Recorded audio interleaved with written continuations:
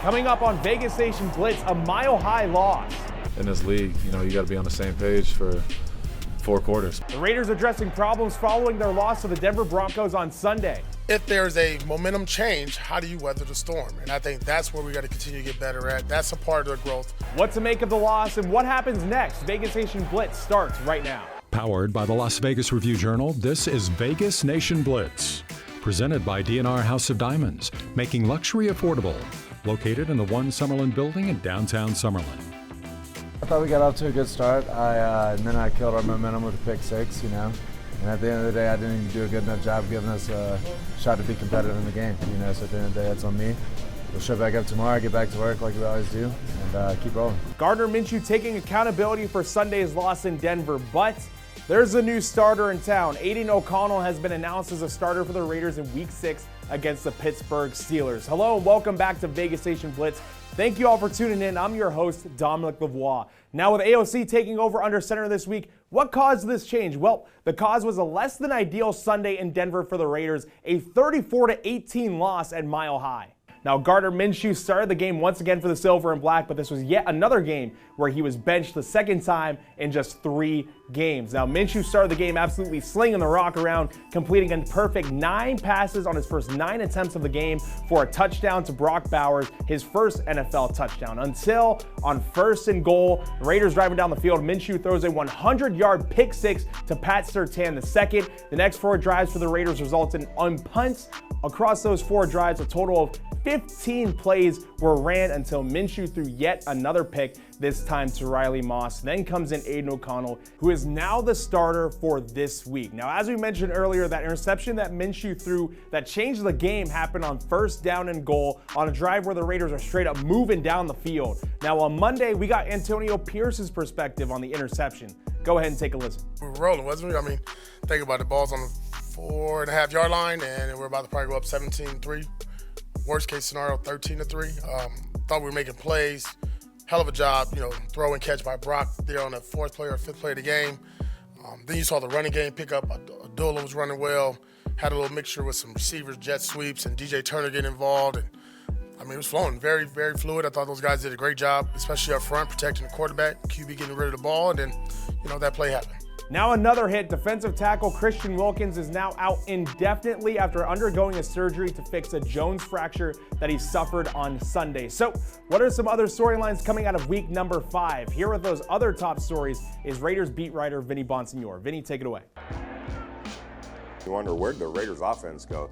Ironically, it started off as well as it has all year long. They took a 10-0 lead, a great touchdown throw from Gardner Minshew to Brock Bowers for 57 yards. Really a spectacular play by Brock Bowers. And then they drive from their 10 into field goal range. Daniel Carlson kicks a field goal to go up 10-0.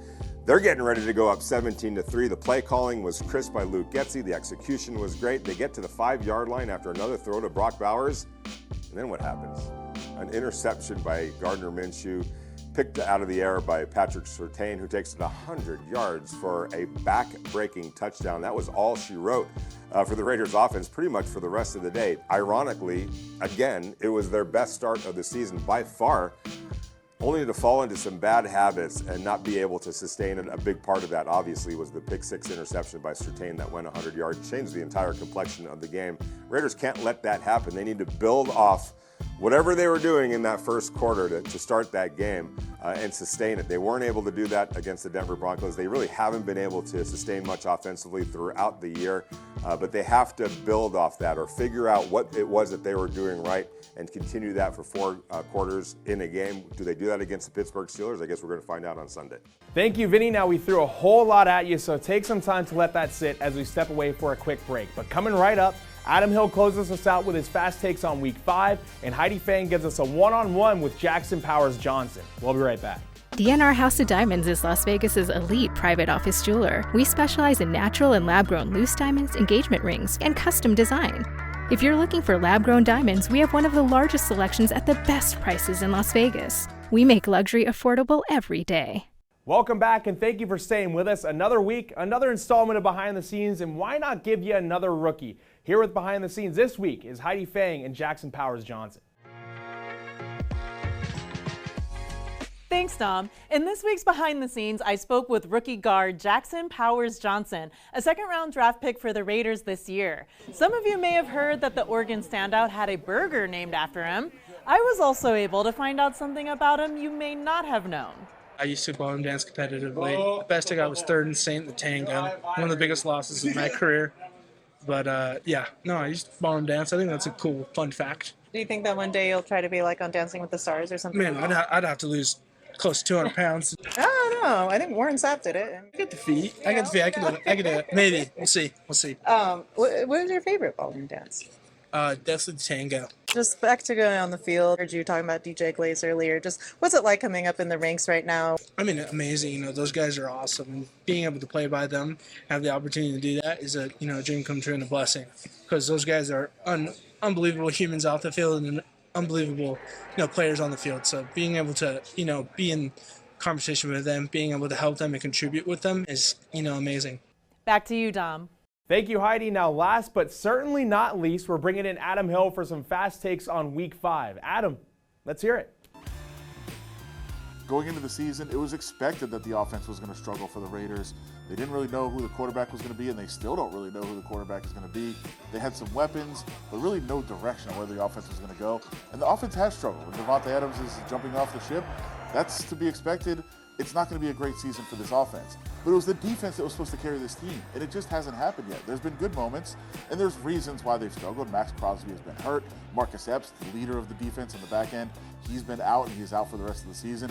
There's been some growing pains as well, getting used to some of the new players around the system. But the defense has to be the one to step up. Right now, they're 19th in EPA per play in the league. That's just not good enough. They wanted to be a top 10 defense. They expected to be a top 10 defense, and now they can't turn the ball over. They can't create short fields for that offense. So that's where the struggles really have been for the Raiders. They can do what they want on offense, but the defense has to get better, and they have to make plays.